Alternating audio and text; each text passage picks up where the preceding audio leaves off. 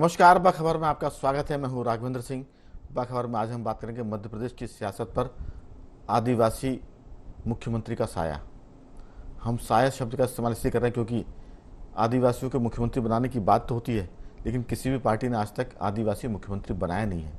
सिर्फ अगर एक अपवाद को छोड़ दें, बात थी कांग्रेस में बगावत की और संवित सरकार बनी थी गोविंद नारायण सिंह के नेतृत्व में।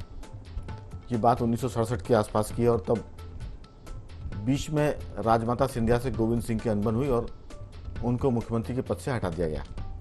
और फिर राजा नरेश चंद्र सिंह कुछ दिनों के लिए मुख्यमंत्री बने। वो मध्य प्रदेश के पहले और आखिरी आदिवासी लीडर थे जो मुख्यमंत्री बने।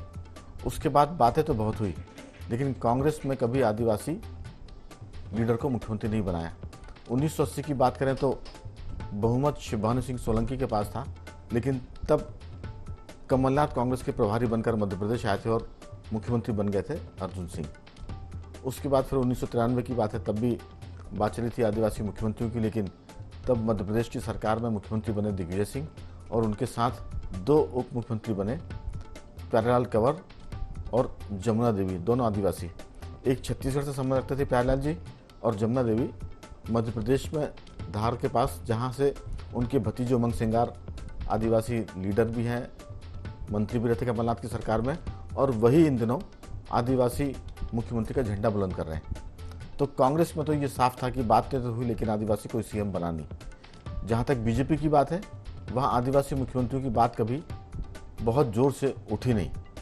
सिर्फ फग्गन सिंह कुलस्ते एक ऐसा नाम था जो मुख्यमंत्री के तौर पर तो कम, लेकिन पार्टी के अध्यक्ष के तौर पर उनका नाम जरूर चलता था। लेकिन बीजेपी ने भी फग्गन सिंह कुलस्ते को कभी प्रदेश भाजपा का अध्यक्ष नहीं बनाया। तो ये दो पार्टियों का एक तरह का सीन है जहां आदिवासियों की बातें तो होती, लेकिन मुख्यमंत्री को नहीं बनाता। आज हम इस पर बात कर रहे हैं कि क्या मध्य प्रदेश में आदिवासी मुख्यमंत्री का जो मामला है वो दुधारू तलवार की तरह है। बीजेपी के लिए ये मुद्दा हो सकता है कि कांग्रेस में लोग बात करें कि आदिवासी मुख्यमंत्री बनेगा, तो कमलनाथ को जो मुख्यमंत्री का चेहरा बताया जा रहा है, शायद उस चेहरे पर थोड़ा सा आदिवासी मुख्यमंत्री का एक दाग लग सकता है, क्योंकि उमंग सिंगार इस बात को उठा रहे हैं। लेकिन कांग्रेस की रणनीति ये हो सकती है, स्मार्ट स्ट्रेटजी, कि वो आदिवासी मुख्यमंत्री की बात करके जो भाजपा के पक्ष में आदिवासी वोट जाते हैं उनको अपने पाले में ले आए। तो अब ये एक तरह से किस पार्टी में कितनी ताकत, उस हिसाब से वोट गड़बड़ हो सकती है। लेकिन कांग्रेस के लिए ये एक तरह से पलट कर भी आ सकता है कि उमंग सिंगार सीएम बनने की बात कर रहे हैं। अगर कहीं बहुमत ठीक से नहीं मिलता है तो क्या कमलनाथ के मुख्यमंत्री बनने पर कांग्रेस के भीतर ही कोई दूसरी राजनीति चल रही है? आज इसी पर हम विस्तार से बात करेंगे। आदिवासी सीएम की मांग क्या मध्य प्रदेश की सियासत में दुधारू तलवार है? इस पर चर्चा शुरू करने के पहले सुनेंगे कि कमलनाथ इस बारे में क्या कहते हैं, कांग्रेस के नेता उमंग सिंगार क्या कहते हैं, और मध्य प्रदेश सरकार के प्रवक्ता और गृह मंत्री नरोत्तम मिश्रा इस पर क्या कहते हैं। लेकिन उसके पहले मैं परिचय करा दूं। इस पर चर्चा के लिए हमारे साथ स्टूडियो में मौजूद है वरिष्ठ पत्रकार योगीराज योगेश जी। स्काइप पर रहेंगे वरिष्ठ पत्रकार साथी संदीप पौराणिक जी, और टेलीफोन लाइन पर रहेंगे ग्रामीण परिवेश के जानकार रमेश सिंह जी। चर्चा शुरू करने से पहले सुन लेते हैं नेताओं की जुबानी। प्रदेश का मुख्यमंत्री आदिवासी नहीं बेटे, घर मत बैठो। चाहते हो मध्य प्रदेश का मुख्यमंत्री आदिवासी बने? मैं मेरी बात नहीं कर रहा हूं, लेकिन अपने समाज की बात कर रहा हूं। हमारे समाज का आदिवासी मुख्यमंत्री बनना चाहिए। अगर कांग्रेस की सरकार बने, कई लोगों ने, मैंने तो कल एक दिन परसों भी कहा, कांतिलाल जी को कैबिनेट कमेटी का बना दिया। अगर आपको बनाना है तो उनको प्रदेश का मुख्यमंत्री बनाओ। कमलनाथ जी, उमंग सिंगार जी ने आदिवासी मुख्यमंत्री की फिर से मांग उठाई है, आप इसे कैसे देखते हैं? ये सबके अपने अपने विचार होते हैं। यहाँ भी बैठे लोग, कांतिलाल भूरिया भी बैठे, सबके अपने अपने विचार होते हैं। किस लक्ष्य से उन्होंने ये कहा है ये वो जाने। अपन तो उमंग के कायल हैं, सही बात कहना, ठोक के कहना। ऐसी ही बात उन्होंने, जैसी अभी आदिवासी मुख्यमंत्री की बात कही है, जब सरकार में थे तब उन्होंने कहा था पर्दे के पीछे से सरकार जो चला रहे थे चचा जान दिग्विजय सिंह जी, राजा साहब, उन्होंने फिर कहा है कि आदिवासी मुख्यमंत्री बनना चाहिए। कमलनाथ जी कुछ तो जवाब दो। आपके पार्टी के नेता हैं, उनने पहले भी कहा और अभी भी कह रहे हैं, क्योंकि जिस तरह से कांग्रेस ने जनजाति बंधुओं की उपेक्षा की है, आप वहां जा रहे हैं धार के पास झाबुआ, बुआ जी जमुना देवी की कांग्रेस ने जिस तरह से उपेक्षा की थी, शिवभान सिंह सोलंकी जी की जिस तरह से उपेक्षा की, दलवीर सिंह जी की और अभी स्वयं उमंग सिंगार आपके सताए हुए हैं, वो ये बात कह रहे हैं। ये जग जाहिर बातें हैं कि आप उनके विरोधी हैं और ये उदाहरण आपके सामने। तो 47 सीटों पर तो आदिवासी वोट तय करते हैं कि कौन जीतेगा कौन हारेगा, लेकिन 47 सीटों के अलावा भी मध्य प्रदेश में कुछ सीट ऐसी अगर उनको जोड़ें तो लगभग ये आंकड़ा 60 के आसपास होता है जहां आदिवासी निर्णायक भूमिका अदा करते हैं। लेकिन हम इसके साथ साथ एक चीज़ और जोड़ेंगे, आदिवासियों के साथ साथ ओबीसी मुख्यमंत्री की बात भी। कांग्रेस में कभी ओबीसी मुख्यमंत्री भी नहीं बना। बीजेपी की जहां तक बात करें तो उसने 2 ओबीसी मुख्यमंत्री दिए, 3 दिए, बाबूलाल गौर, उमा भारती और शिवराज सिंह चौहान। चर्चा की शुरुआत हम करेंगे संदीप पौराणिक जी के साथ। संदीप जी जुड़ गए क्या हमारे साथ? अभी संदीप जी से लगता संपर्क नहीं हुआ है। हमारे साथ जयंत तोमर जी हैं।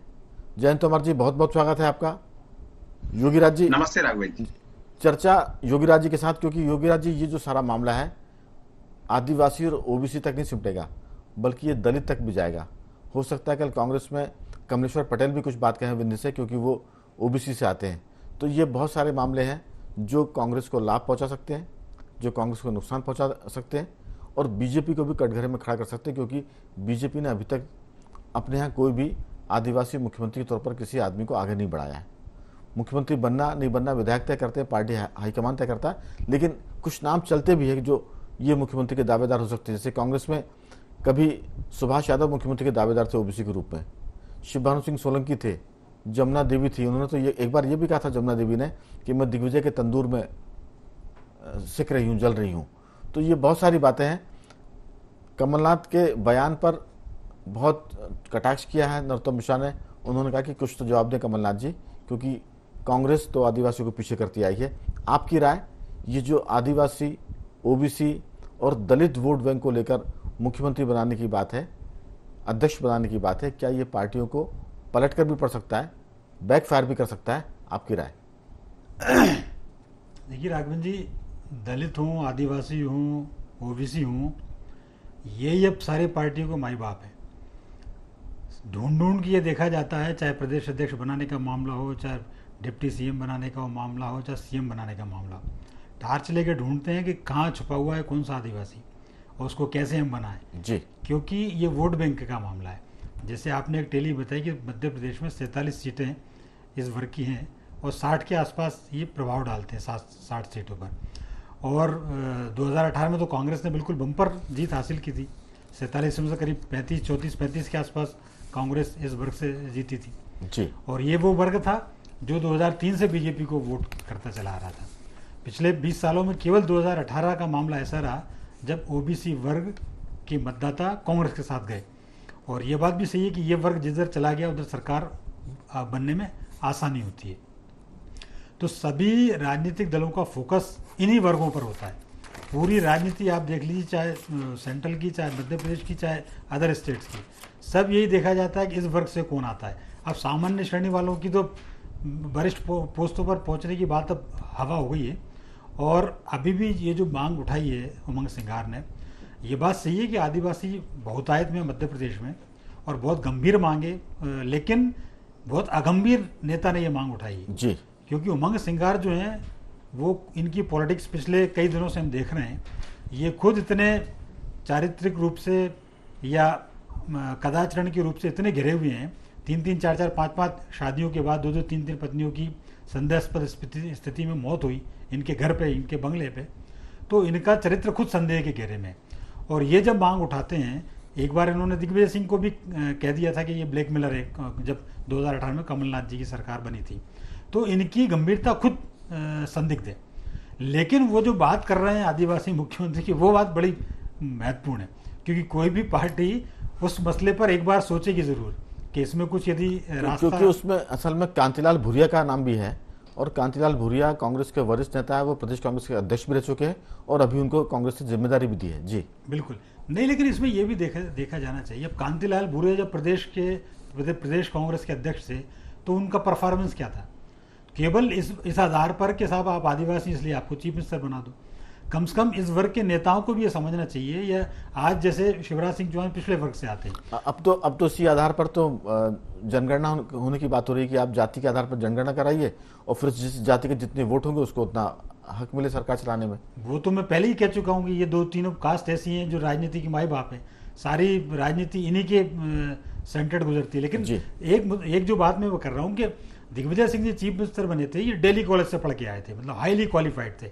शिवराज सिंह जी हमीदिया कॉलेज से निकले थे। तब ये कहा जाता था साहब हमने इंजीनियरिंग की, सोशल इंजीनियरिंग की। लेकिन दिग्विजय सिंह की तुलना में एक पिछले वर्ग के नेता की कार्यप्रणाली कोसों बहुत ज़्यादा अच्छी रही। तो ये चीज़ भी देखा जाना चाहिए कि यदि आपके इस वर्ग से कोई ऐसा प्रभावशाली नेता जो एक मध्य प्रदेश को नई दिशा दे सकता है तो निसंदेह बनना चाहिए। कांतिलाल भूरिया को आपने बनाया, कांतिलाल भूरिया का ये खुद ही चुनाव हार गए। तो कुल मिला के बात है कि यदि आप में खुद में जिताने की क्षमता नहीं है, पार्टी को नेतृत्व देने की क्षमता नहीं है, तो केवल इस आधार पे आप मांग को उठाओ कि साहब हम आदिवासी इतनी सीटें इसलिए हमारा चीफ मिनिस्टर बनना चाहिए। बिल्कुल। तो जहाँ तक थोड़ा सा ठीक नहीं लगता। जहाँ तक आपने दिग्विजय सिंह का जिक्र किया कि वो दिल्ली कॉलेज से पढ़े थे, हाईली क्वालिफाइड थे, टेक्नोक्रेट थे, इंजीनियर थे, लेकिन अगर उनको दोबारा मौका मिले कभी, तो मुझे लगता है कि दिग्विजय सिंह ये जीवन से जरूर दाग मिटाना चाहेंगे कि वो मुख्यमंत्री बनने के बाद मध्य प्रदेश को बहुत आगे नहीं लेके जा पाए। ये दाग उठाने की प्रक्रिया में तो कमलनाथ जी खुद हैं। वो खुद 2018 में चूंकि उनके हाथ से आई सरकार, उनके हाथ थाली से निकल गई, तो वो भी 2023 में यही कह रहे हैं भैया मैं ये दाग मिटाना चाहता हूँ। पर आपके चाहने से थोड़ी कुछ होता है। चलिए, लेकिन दिग्विजय सिंह अगर चाहेंगे तो मुझे लगता है कि ये सिर्फ, हालांकि वो एक बार ये भी कह चुके चाह गई चिंता मिटी, और एक जो दोहा उन्होंने पढ़ा था कि अब माने हमें किसी बात की फिक्र नहीं है, हम तो अब शाहन के शाह हैं, ना मुख्यमंत्री बनना है ना किसी और पद की उन्होंने लालसा जताई थी। तो सीधी सी बात है कि सारा मसला कहीं ना कहीं इस बात पर जाकर टिकता है कि क्या आदिवासी मुख्यमंत्री का जो दाव है वो कांग्रेस भाजपा को नफा पहुंचाएगा कि नुकसान पहुंचाएगा। मैं पूछूंगा, हमारे साथ जुड़ गए संदीप जी। संदीप जी, बहुत बहुत स्वागत है आपका। जी राघवेंद्र जी। एक बात फिर से, जिसे कहते हैं ना कि आदिवासी मुख्यमंत्री की मांग जो आग थी उस पर अभी राख पड़ी हुई थी, उमंग सिंगार ने उस राख को थोड़ी हटाने की कोशिश की है। क्या लगता है कि कांग्रेस के भीतर कोई इंटरनल पॉलिटिक्स है या कांग्रेस का ये बहुत स्मार्ट मूव है कि आदिवासी वोटरों को अपनी तरफ लाने के लिए उमंग सिंगार से यह कहलवाया गया कि आदिवासी मुख्यमंत्री बनना चाहिए? इसमें कांतिलाल भूरिया की बात भी हो रही है, उमंग सिंगार की बात हो रही है, और जब बात चली आदिवासी की तो ओबीसी की बात भी आएगी कांग्रेस के भीतर। ये सब चीजें कांग्रेस को नफे में पहुंचाएंगी या नुकसान करेंगी, आपकी राय? देखिए राघवेंद्र जी, स्मार्ट मूव से हम नहीं कह सकते हैं, क्योंकि उमंग सिंगार कौन है ये हमें जानना होगा। क्योंकि उमंग सिंगार वो है जिनकी ना तो कमलनाथ से पटरी बैठती है और ना ही दिग्विजय सिंह से। उमंग सिंगार ने एक बॉल उछाली है, आप ये मान के चलिए। ठीक है, उनने कमलनाथ की बात की, कांतिलाल भूरिया की बात की है, लेकिन मुझे लगता है कि उमंग सिंगार ने अपने को फ्रंट लाइन में लाने की कोशिश की है। ये बात बिल्कुल सही है कि मध्य प्रदेश में 21% वोटर आदिवासी है, और लंबे समय से ये बात कही जाती रही है कि आदिवासी मुख्यमंत्री होना चाहिए। लेकिन इस बार क्या स्थिति है? इस बार ये कि कमलनाथ ही फेस है कांग्रेस का। तो कहीं ना कहीं मुझे ये लगता है कि उमंग सिंगार ने ये बॉल उछाल के कमलनाथ पर चोट करने की कोशिश की है, क्योंकि कमलनाथ और दिग्विजय सिंह एक साथ हैं, और पिछले दिनों के जो घटनाक्रम हुए हैं उसमें यह संदेश गया है कि उमंग सिंगार को डैमेज करने की कांग्रेस के अंदर ही कोशिश हुई है। उमंग सिंगार कई बार ऑफ द रिकॉर्ड ये बात कह भी चुके हैं कि उन्हें पार्टी के लोग ही घेरने की कोशिश करते हैं, उनके खिलाफ मामले दर्ज होते हैं तो उसमें भी कांग्रेस के लोग होते हैं। तो मुझे लगता है कि उमंग सिंगार ने आदिवासी वर्ग की बात करके कमलनाथ के रास्ते में रोड़ा अटकाने की कोशिश की है, साथ ही एक नए बहस को जन्म देने की कोशिश की है। इसमें राघवेंद्र जी, उन्होंने सिर्फ कांग्रेस की बात नहीं कही जी, उन्होंने कहीं ना कहीं बीजेपी से भी कहा है कि बीजेपी भी आदिवासी मुख्यमंत्री की बात करे। तो मुझे यह लग रहा है जो यही परिस्थितियां हैं जी, निमाड़ और मालवा इलाके में उमंग सिंगार ने अपनी ताकत बढ़ाने के लिए, कांग्रेस को लाभ हो या ना हो, लेकिन उमंग सिंगार खुद ताकतवर बनना चाहते हैं कि वहां आदिवासी वोट बैंक है। और इस तरह की बात क्या है कि उमंग सिंगार ने अपने को राजनीतिक तौर पर फिर से खड़ा करने की कोशिश की है, क्योंकि पिछले दिनों जो उन पर हमले हुए, आरोप लगे, पुलिस उनके पीछे पड़ी तो उनकी छवि प्रभावित हुई थी। तो उन्होंने आदिवासियों के बीच अपने को फिर खड़ा करने की एक नई कोशिश की है, मुझे लगता है। बिल्कुल, लेकिन इसके साथ ये भी हो गया कि क्या जब आदिवासी की बात होगी तो फिर ओबीसी की बात भी होगी। हम देखेंगे कि हो सकता है कि कुछ दिनों बाद, चूंकि चुनाव का साल है ये, कांग्रेस के भीतर ओबीसी की बात भी शुरू हो जाए, क्योंकि दोनों ये आदिवासी और ओबीसी मध्य प्रदेश में बड़ी संख्या में इनके वोट हैं। तो कहीं ना कहीं जो आपने कहा कि उन्होंने एक पत्थर बॉल उछाली है, और ये बॉल किसी को लगी हो या ना लगी हो, लेकिन कमलनाथ को तो लगी जाकर, और मध्य प्रदेश की राजनीति में एक हलचल पैदा कर रही है। मैं लौटूंगा आपके पास, हमारे साथ जैन तोमर जी हैं। जैन जी, आपकी इसमें क्या राय? फिर मैं रमेश सिंह जी के पास जाऊंगा।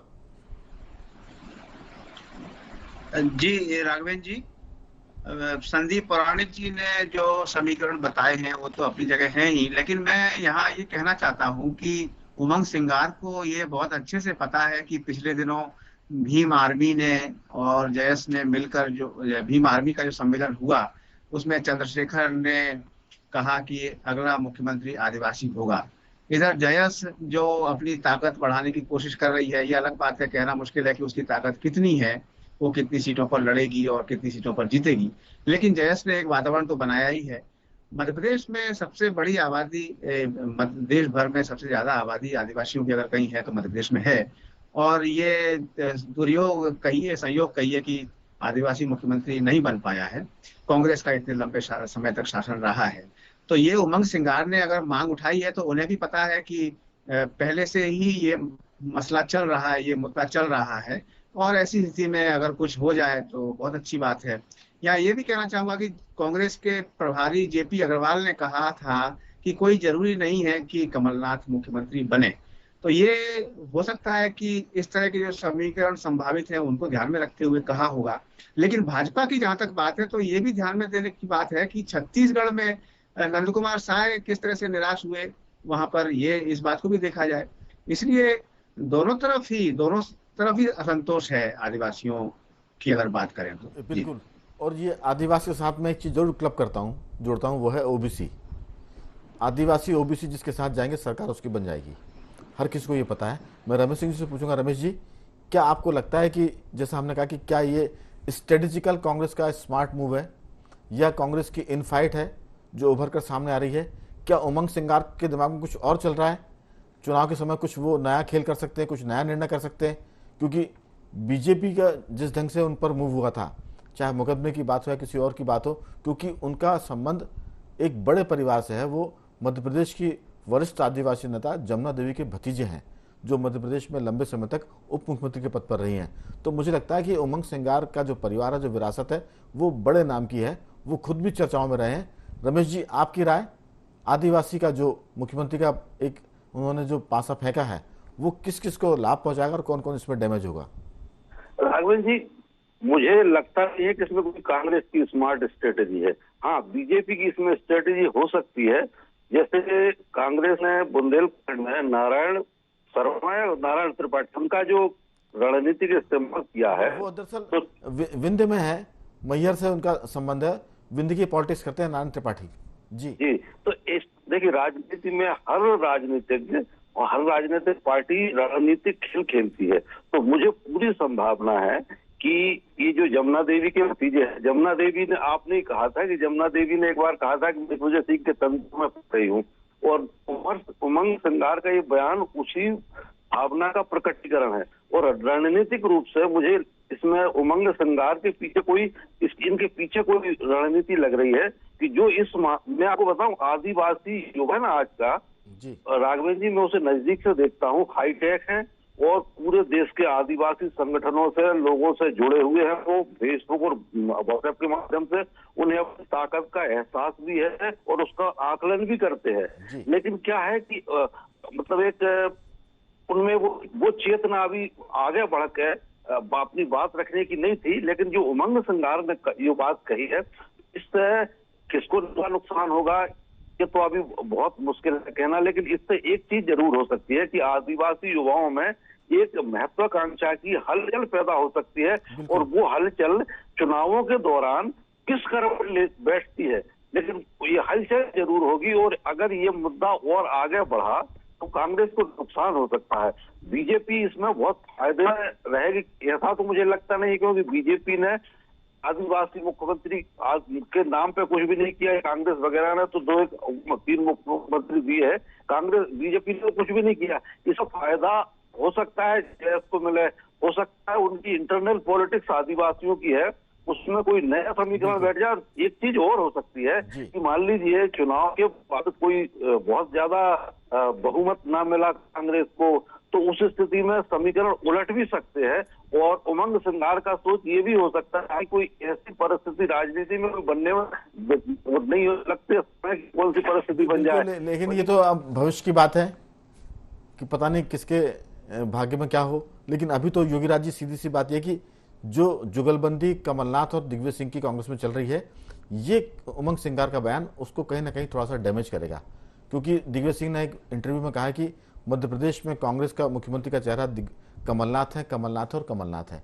आपको लगता है कि बीजेपी इस बारे में कोई रणनीति बना रही होगी, या ये जो सारा मसला है सिर्फ बयानबाजी तक सिमट कर रह जाएगा, या चुनाव के वक्त ये कुछ इसमें गर्माहट भी आएगी? बहुत संक्षेप में आपकी राय।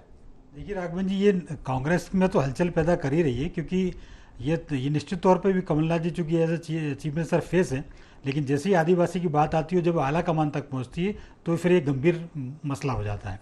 तो कांग्रेस के खेमे से चिंता की बात है। जहाँ तक भाजपा की बात है, भाजपा ने आदिवासी मुख्यमंत्री का चेहरा भले ही न दिया हो, लेकिन भाजपा ने पिछले 2.5-3 सालों में इतने काम कराए आदिवासियों को लेकर, चाहे वो मतलब अब बिरसा मुंडा को तो भगवान ही बना दिया उनने, टंटिया मामा की मूर्ति बन रही है, रानी कमलापति, रानी दुर्गापति, इनके स्टेशन बन गए, इन पर डाक टिकट जारी हो गए, पैसा जैसा एक्ट जिसमें सब कुछ, जल जंगल जमीन सबका अधिकार बीजेपी ने और एक और नया मुद्दा है कि 100 करोड़ का वो मंदिर बना रहा है सागर में, रविदास मंदिर जी। तो ये बहुत सारी चीजें आपने ठीक कहा कि रणनीति सबकी अपनी अपनी है और लोग काम कर रहे हैं। संदीप जी, इस पर आप कुछ और कहना चाहेंगे? नहीं, मैं यही कह रहा हूँ कि बीजेपी ने एक बहुत ज़्यादा काम किए हैं इस वर्ग के लिए। अब ये इस वर्ग की भी जिम्मेदारी बनती है। जैसे बार बार उमंग सिंगार की बात आती है, 2-3 आदिवासी नेता कांग्रेस के हैं। उमंग सिंगार की मैंने पहले भी कहा है कि ये खुद संदिग्ध, इनकी भूमिका संदिग्ध है, क्योंकि और ये खुद चुनाव जीतने के लाले इनको, लेकिन यदि ये आदिवासी नहीं होते तो और कहीं की पार्टी में होते तो बाहर हो गए होते अब तक। बिल्कुल। संदीप जी, आपकी राय? समय कम है, लेकिन जो स्थितियां बन रही है, जैसे बातचीत निकल कर आई कि इसमें कम से कम कुछ हुआ होना हुआ, लेकिन कमलनाथ को जरूर इसमें थोड़ा सा एक तरह से डेंट है, वो इस बात का उत्तर देने की स्थिति में नहीं है, वो इसको टाल जाते हैं। आपकी राय? देखिए राघवन जी, मैं ये मानता हूं कि आदिवासी नेताओं में मध्य प्रदेश की राजनीति में उमंग सिंगार जैसा बेबाक बयानी देने वाला नेता तो कोई और है नहीं। और उमंग सिंगार ये जानते हैं कि वो अपनी बात कह के तालियां खूब बटोर सकते हैं। और मुझे ये लग रहा है कि आने वाले समय में चुनाव के दौरान उमंग सिंगार का आक्रामक रूप और दिखेगा, क्योंकि वो मध्य प्रदेश के आदिवासी नेता बनना चाहते हैं। और वर्तमान दौर में कांतिलाल भूरिया को अगर आप छोड़ दें तो आदिवासी कोई इतना बड़ा नेता नहीं है जिसकी पूरे प्रदेश में पहचान हो। मुझे लगता है कि कांग्रेस को लाभ हो ना हो, उमंग सिंगार व्यक्तिगत लाभ के लिए बहुत आगे जाएंगे। बिल्कुल। जैन जी, आपकी राय? इसमें व्यक्तिगत लाभ की बात भी है और वो अपने आप को आदिवासी लीडर के रूप में स्टैब्लिश करना चाहते हैं, क्योंकि मध्य प्रदेश में कांतिलाल भूरिया के बाद एक खालीपन है, क्योंकि और कोई बड़ा लीडर है नहीं आदिवासियों का। आपका इसमें क्या सोचना है? जी, इसमें व्यक्तिगत लाभ की बात तो है ही, लेकिन किसी न किसी तरीके से आदिवासी मुख्यमंत्री का मुद्दा तो बना रहेगा और लगातार वो कम होता रहेगा।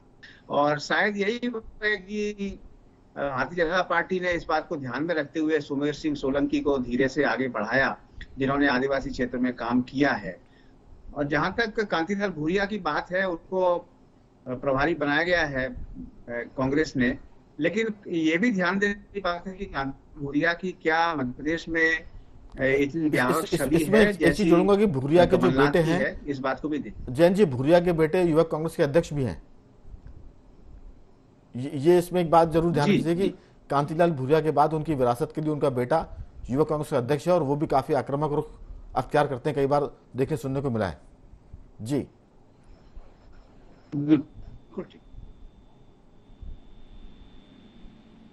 जैन जी के आवाज ठीक से नहीं आ पा रही है। रमेश जी, आपकी इसमें क्या राय है? राघवेश जी, उमंग सिंगार के इस बयान के बाद आदिवासी वर्ग में खासतौर से युवाओं में उनकी लोकप्रियता बढ़ेगी और इस बयान का कि राजनीतिक फलितार्थ भिन्न भिन्न रूपों में आ सकते हैं। हो सकता है चुनाव के बाद कोई ऐसा समीकरण बने कि जिसमें उमंग सिंगार बीजेपी उनको एक असेट्स के रूप में इस्तेमाल कर ले। बिल्कुल, कुल मिलाकर कह सकते हैं कि मध्य प्रदेश की सियासत में एक पत्थर उछाला है उमंग सिंगार ने, और उसने यहाँ के जो पानी उसमें और हलचल पैदा कर दी है कि आदिवासी मुख्यमंत्री की बात भी होनी चाहिए, क्योंकि वो कम से कम 47 सीटों पर अपना असर रखते हैं और लगभग 60 सीटों के निर्णय को वो प्रभावित करते हैं। तो कुल मिलाकर आने वाले दिनों में आदिवासी और ओबीसी फैक्टर पर बात होगी। चुनाव तक तो ये मुद्दा कम से कम गर्म होने की बात है और उमंग सिंगार इसके केंद्र में रह सकते हैं। चारों मेहमानों का मैं धन्यवाद करूंगा, संदीप जी, रमेश जी, जैन जी और योगीराज जी, आपका बहुत बहुत साधुवाद कि आपने चर्चा में हिस्सा लिया। बखबर में सिर्फ इतना ही। बने रहिए हमारे साथ और देखते रहिए INDU 24।